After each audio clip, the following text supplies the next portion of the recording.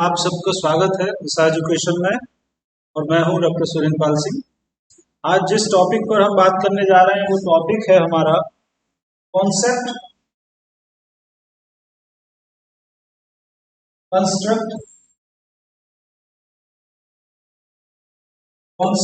Construct, and variables. हम देखेंगे कि इनके मायने क्या होते हैं और रिसर्च में किस तरीके से ये काम आते हैं। ठीक है, तो सबसे पहले जिस बिंदु पर हम बात करेंगे वो है कॉन्सेप्ट। कॉन्सेप्ट क्योंकि सबसे प्राइमरी चीज है, हमारे चिंतन का आधार माना जाता है कॉन्सेप्ट।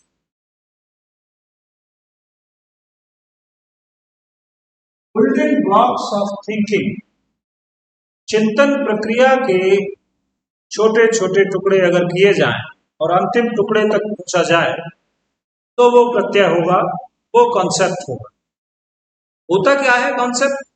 कॉन्सेप्ट बेसिकली एब्स्ट्रैक्शन है, बाहर की दुनिया की चीजों का अमूर्तीकरण है जो हमारे मस्तिष्क में हो जाता है। बाहर की जगत की जितनी भी चीजें हम देखते और जानते हैं एम्पिरिकल फॉर्म में वो हमारे सामने आती हैं, तो उन सब को अपने दिमाग में हम प्रत्यय के रूप में इकट्ठा कर लेते हैं, स्टोर होता है प्रत्यय के फॉर्म में। ठीक है, यानी कि एब्स्ट्रैक्शन होता है। और ये एब्स्ट्रैक्शन जो है ये मानसिक प्रक्रिया के रूप में घटित होता है, जिसमें कि डिफरेंस और जनरलाइजेशन नाम की दो प्रक्रियाएं काम करती। एक बहुत ही पॉपुलर डेफिनेशन कॉन्सेप्ट की ली जाती है कि a concept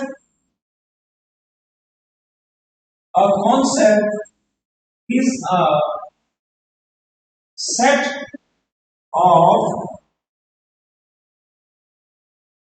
features connected by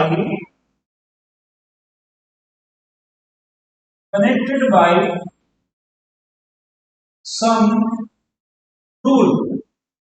नियमों के आधार पर गुण जब मिल जाते हैं तब उसको प्रत्यय कहा जाता है। चाहे कलम हो, पेन हो, लैपटॉप हो, मेज हो, कुर्सी हो, इंसान हो, जितने भी शब्द हैं वो सब कॉन्सेप्ट्स हैं। जितने भी प्रतिमाएं हैं हमारे मस्तिष्क में वो सब कॉन्सेप्ट हैं। जितने विचार हैं वो सब कॉन्सेप्ट हैं। इवन कॉन्सेप्ट भी एक कॉन्सेप्ट है कि आखिर ये चीज क्या है। सब कुछ कॉन्सेप्ट के फॉर्म में हमारे दिमाग में स्टोर होता है, इकट्ठा होता रहता है। बाहरी जगत की सारी चीजों का मानसिक प्रतिनिधित्व जो हमारे मन में होता है उसको हम कॉन्सेप्ट कहते हैं। एक वाइडर टर्म है, एक जनरल टर्म है जो हमारे दिमाग के अमूर्तीकरण की प्रक्रिया को प्रस्तुत करती है जो बाहर की चीजों का होता है। ठीक है, कैसे बनते हैं प्रत्यय? इस कंसेप्ट फॉर्मेशन की प्रक्रिया में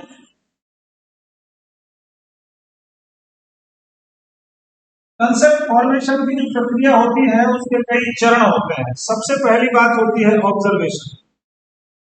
हम किसी चीज को देखते हैं, सबसे पहली बात जब भी हम देख रहे होते हैं उसको नयापन लिए होती है, तो हम उसके गुणों को ढूंढते हैं कि क्या क्या विशेषताएं हैं, आखिर ये चीज क्या है।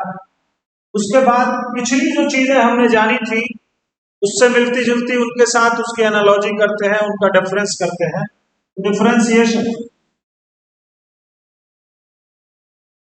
डिफरेंस देखते हैं उस चीज का दूसरी चीजों से, यार ये तो वैसी नहीं है जैसी हमने पहले देखी थी। फिर डिफरेंस नहीं होता है तो फिर एक यूनिक कंसेप्ट हमारे दिमाग में बन जाता है कि ये चीज ये है। बहुत सारी चीजें हम दुनिया में पहली बार देखते हैं, और जब पहली बार देख रहे होते हैं हम किसी पक्षी को देखें, किसी चिड़िया को देखें, किसी वस्तु को देखें, किसी नई कार को देखें, किसी नए आइटम को देखें, किसी इलेक्ट्रॉनिक आइटम को देखें, सारी चीजों की जो छवियां बनती हैं वो पुरानी चीजों से अंतर करके बनती है। यार वो चीज अलग थी, ये चीज अलग है, डिफरेंशिएशन। फिर वो चीज बन जाती है। तब आगे अगर हम फिर उसी चीज को दोबारा देखते हैं तो पीछे सीखी हुई चीज को वहां पर जनरलाइज कर दो, जनरलाइजेशन, सामान्यीकरण। अब एक चीज हमने सीख ली, एक चीज हमने जान ली कि भाई ये चीज मोबाइल है, ये चीज पेन है, ये कॉपी है। आगे जब हम देखते हैं उस चीज को तो हम समझ जाते हैं कि ये चीज क्या है। मतलब जो चिन्ह हमारे दिमाग में बना है वो चीजों को पहचानने के काम में आ जाता है। जनरलाइजेशन हो जाता है और जनरलाइजेशन के बाद लास्ट स्टेप होता है वेरिफिकेशन। फिर हम उसे वेरीफाई कर लेते हैं कि हाँ ये वास्तव में वही चीज है जो मैंने सीखी थी और जो मेरा जनरलाइजेशन है वो एकदम ठीक हुआ है। तो समझिए कॉन्सेप्ट पूरे तरीके से दिमाग में बच चुका है। हर चीज कॉन्सेप्ट होती है, जैसे वोल्केनो हो चाहे अर्थक्वेक हो, कुछ भी कोई भी शब्द हम मुंह से बोले सब के सब कॉन्सेप्ट है। ठीक है, तो ये बात हो गई सब कॉन्सेप्ट के बारे में। इसे हम लिखा रहने देते हैं, दूसरे बिंदु पर आते हैं। तो ये समझिए कि रिसर्च में जब भी कोई समस्या हम देखते हैं, जब भी कोई काम हम कर रहे होते हैं, तो प्राथमिक स्तर पर जो काम आने वाली चीज है वो कॉन्सेप्ट्स। कॉन्सेप्ट्स ढूंढो पहले, कॉन्सेप्ट्स में गैप होता है, कॉन्सेप्ट्स की नॉलेज होती है, कॉन्सेप्ट से ही शुरुआत होती है चीज। ठीक है, फिर उसके बाद आता है कंस्ट्रक्ट। कंस्ट्रक्ट एक कदम और आगे की प्रक्रिया है अनुसंधान। क्या होता है कंस्ट्रक्ट, जरा ये देखते हैं। Construct are the concepts, are the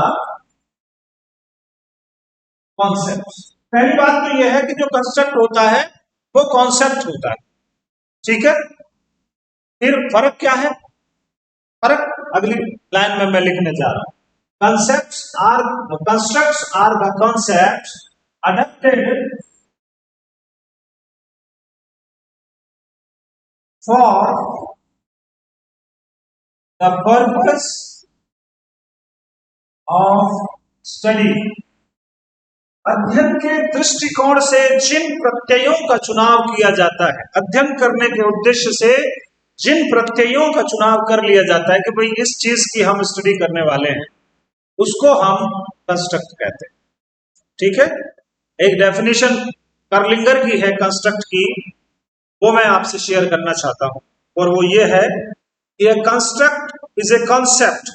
पहली लाइन यही कहते हैं जो अभी हम बात कर रहे थे, that is adopted for empirical purpose. Construct can be subjected to observation and measurement. ठीक है, अब यहां पर दो चीजें आ जाती हैं, ऑब्जर्वेशन एंड मेजरमेंट।